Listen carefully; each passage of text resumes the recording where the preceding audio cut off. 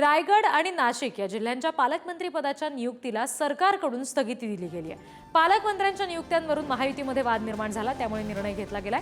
रायगडचं पालकमंत्री पद आदिती तटकरे यांना दिलं गेलं, ज्यामुळे भरत गोगावले आणि त्यांचे समर्थक नाराज झाले। तर तिकडे नाशिकचं पालकमंत्री पद हे गिरीश महाजनांना दिलं गेलं, त्यानंतर दादा भुसे नाराज आहेत अशा चर्चा आहेत।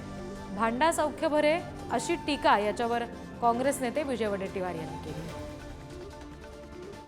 ही सगळी परिस्थिती पाहून आता सरकारलाच जनता स्थगिती देईल असं मला वाटायला लागलंय।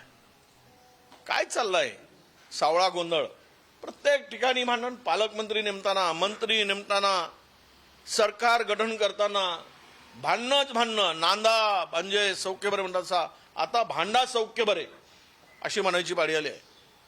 भांडा आणि महाराष्ट्राचं वाटोळं करा। बदलत आहेत आता, काही वेळेस पुन्हा पुढच्या वेळेस तुम्हाला बघायला मिळेल। आता पालकमंत्री बदलले, उद्या मंत्री बदलायची पाळी येईल, परवा उपमुख्यमंत्री बदलायची पाळी येईल, नंतर मुख्यमंत्री बदलायची पाळी येईल। बदला, बदलते जाओ, महाराष्ट्राचं वाटोळं करत जा।